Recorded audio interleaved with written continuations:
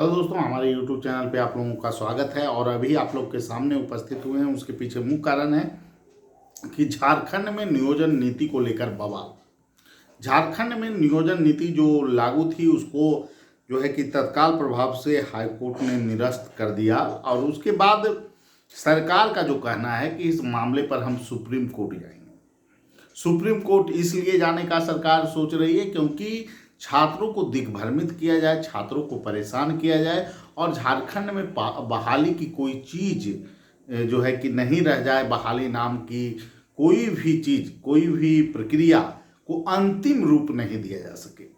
मैं ऐसा इसलिए कह रहा हूं कि सरकार की जो नीति है उससे यह साफ झलक रहा है कि सरकार सिर्फ विवादों को जन्म देना चाहती है। अभी जो मूल मुद्दा है झारखंड में वो है 32 का खातियान। क्या 32 का खातियान को जो है लागू किया जा सकता है? आप टेक्निकली समझें, सोचें कि क्या इन चीज़ों को अभी के डेट में प्रभावी किया जा सकता है? क्या वो प्रक्रिया को संवैधानिक मापदंड पे रखा जा सकेगा? झारखंड के लाखों छात्रों के भविष्य को कब तक आखिर नियोजन नीति के नाम पर बर्बाद किया जाएगा, इसके बारे में कह पाना भी मुश्किल है। और इसको लेकर जो चीज़ें हैं, मैं वहाँ के तमाम छात्रों से बात करता रहता हूँ और निश्चित रूप से झारखंड में बहुत सारे मेरे भी फैमिली के लोग हैं और तरह तरह की जो चीज़ें हैं, समस्या है, उससे मैं वाकिफ़ हूँ। और सवाल ये नहीं है कि झारखंड नियोजन नीति को सरकार बनाना चाहती है कि झारखंड में रोजगार देना चाहती है। मुद्दा गंभीर है।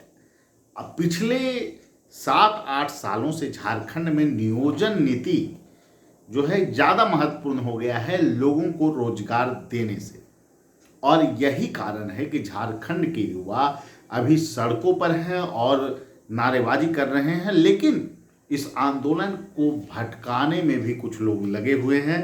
वो इशारा करना चाहते हैं कि अब 32 का खातियान लागू हो। क्या 1932 का खातियान लागू हो पाएगा? ये वही बात हो गई कि आप जो है कि एक ऐसी व्यवस्था की मांग कर रहे हैं जो स्वतंत्रता से पूर्व की हो। क्या 32 के खातियान को लागू करने के बाद जब व्यवहारिक रूप से आप जो है कि वर्तमान नियोजन नीति को आप लागू नहीं करवा पाए, तो क्या 32 का खातियान लागू हो पाएगा?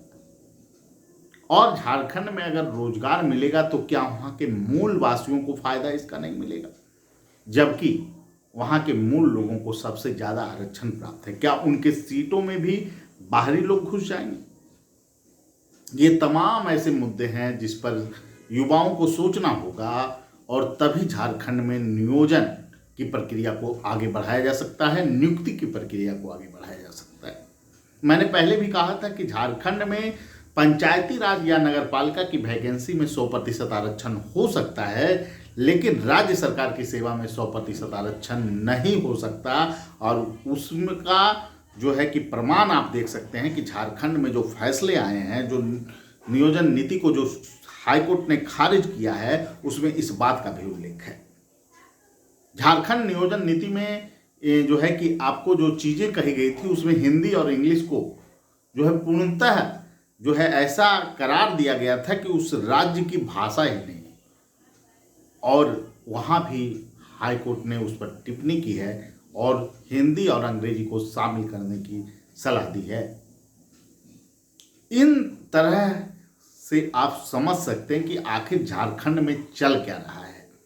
झारखंड में नियोजन नहीं, नीति नहीं, नौटंकी नीति बनाने का प्रयास लगातार सरकार करती है। और सरकार की मंशा रोजगार देने की नहीं बल्कि युवाओं को ठगने की है।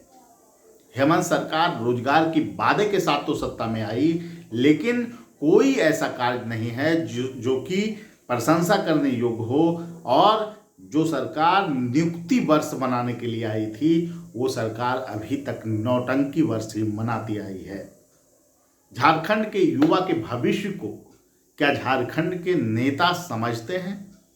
क्या उनको सिर्फ जो है कि सत्ता में आना है और झारखंड के युवा को दिग्भ्रमित करना है?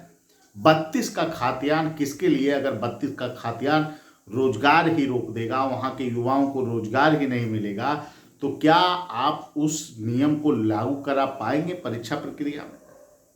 और उसका तो तत्कालिक विरोध अभी ही हो रहा है। हाँ, 32 के खाद्यान्न के आधार पे कुछ नियम, आप कुछ योजना चलवा सकते हैं, सरकार की पॉलिसियों को चलवा सकते हैं, उसका लाभ आप ले सकते हैं, लेकिन क्या नौकरियों में 32 का खाद्यान्न लागू हो जाएगा? क्या इसे व्यवहारिक रूप से लागू कर पाना संभव हो पाएगा? ये तमाम चीज़ों को सोचने की आवश्यकता है। तभी जो है कि झारखंड में व्यवस्था पटरी पे आएगी, झारखंड के लोगों को रोजगार मिल पाएगा, या फिर नियोजन नीति का नाम से खेल चलता रहेगा, लेकिन लोगों को अंततः रोजगार का मार्ग प्रशस्त नहीं होगा, जो कि बुनियादी सवाल है जिसको लगातार खारिज किया जाता रहा है। और झारखंड में युवाओं के लिए अभी की जो स्थितियां हैं, झारखंड के बहुत सारे युवा दिग्भ्रमित थे हमारे विचारों से, हमारी बातों से, लेकिन वही युवा कल परसों लगातार कॉल, बहुत सारे लोग कि सर आप वीडियो क्यों नहीं बना रहे हैं। मैंने तो कहा कि मैं तो बाहरी था, मैं तो बिहार का था, आप लोगों ने ही प्रश्न चिन्ह उठाया था। क्या हो गया नियोजन नीति का? तो बिहार जैसी व्यवस्था, यूपी जैसी व्यवस्था, क्या 15-20% दूसरे राज्य के लोग आ जाएंगे, उससे क्या हो जाएगा? क्या झारखंड के युवा दूसरे राज्य में रोजगार नहीं पा रहे हैं? क्या पूरे देश में एक तरह की व्यवस्था होगी या अन्य अन्य राज्यों में अलग अलग व्यवस्था होगी? इसे समझने की आवश्यकता है। और मैं चाहता हूं कि झारखंड के युवा इन तकनीकी पहलू को समझें, और बहुत सारे युवा, लगभग 70 से 80% युवा इन चीज़ों को समझते हैं कि अगर नियुक्ति होगी तभी उन्हें रोजगार मिलेगा। अगर नियुक्ति के नाम पर नियमावली आते जाएंगे और निरस्त होता जाएगा तो इससे किसी का भला नहीं है। झारखंड सरकार ने पिछले 7 साल में कितने लोगों को रोजगार दिया है? ये मूल प्रश्न है। इसीलिए तमाम प्रश्नों पर हम आपको छोड़ जाते हैं। फिर मिलेंगे कल और इन्हीं मुद्दे पे हम चर्चा करेंगे कि झारखंड में आखिर नियोजन नीति कैसी हो, क्या बिहार और उत्तर प्रदेश की व्यवस्था को झारखंड में अपनाकर प्रक्रिया को आगे नहीं बढ़ाया जा सकता है। ठीक है, सभी लोगों को धन्यवाद। फिर अगली